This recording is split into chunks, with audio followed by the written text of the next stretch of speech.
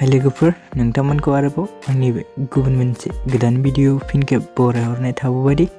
स' नोंथांमोननिसिम आसा खालामो भिडिअखौ जागायनायनिफ्राय जोबजासिम नायलांगोन होननानै एक्चुअली नोंथांमोनाथ' मिन्थिखाबाय जानांगौ दिनै आं मा भिडिअनि सायाव आपडेटखौ लानानै फैदों भिडिअनि टाइटेल एबा थाम्बनेलाव नायनानैनो एक्चुअली नोंथांमोन बेबादिनो बर'नि फैनो गोनां गोबां आबुं सावथुन आरो बर' एलबामफोरनि बागै मोनथिबाय थानो थाखाय नोंथांमोनहा आंनि गोदान चेनेलखौ सब्सक्राइब खालामना खाथियाव थानाय बेलनि आइकनखौबो अल प्रेस खालामना लाबानो जाबाय लोगोफोर जाहाथे आंनि गोदान भिडिअनि नटिफिकेशनफोरा नोंथांमोननि सेराव थाबैनो मोनहैयो लोगोफोर एक्चुअली नोंथांमोन आं दिनै मोनसे शर्ट मुभिनि सायाव आपडेटखौ लानानै फैदों लोगोफोर एक्चुअली नोंथांमोन आं बेबायदि शर्ट मुभिनि सायाव आपडेटखौ लाबोफेरामोन लोगोफोर बेनो गिबि टाइम लोगोफोर आं शर्ट मुभिनि सायाव आपडेट लाबोनाया एक्चुअली नोंथांमोन भिडिअखौ नायनो इन्टारेस्टेड बा जोबजासिम नायलांबाय थाबानो जाबाय लोगोफोर एक्चुअली नोंथांमोन बे भिडिअखौ BS प्रडाक्शन चेनेलाव आपलोड खालामदों लोगोफोर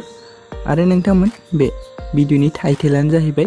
सोरनि पान्दायनाय लोगोफोर स' लोगोफोर जाय बिथांमोना बे भिडिअखौ दासिमबो जुदि नायाखै अब्ला आंनि चेनेलनि गेजेरजों नायहैदो लोगोफोर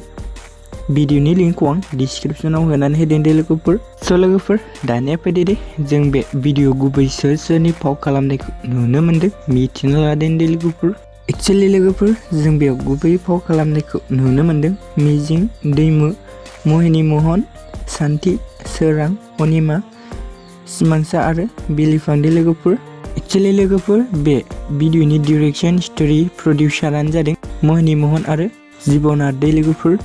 स' लोगोफोर दिनैनि सुंद' आपडेटआ बेखिनियानोमोन लोगोफोर स' नोंथांमोना जुदि भिडिअखौ नायनानै मोजां मोनदों भिडिअखौ जुदि नायनानै मोजां मोनदोंब्ला अन्नानै चेनेलखौ सब्सक्राइब भिडिअखौ लाइक आरो कमेन्ट खालामनो दाबावदो लोगोफोर गोजोन्थों।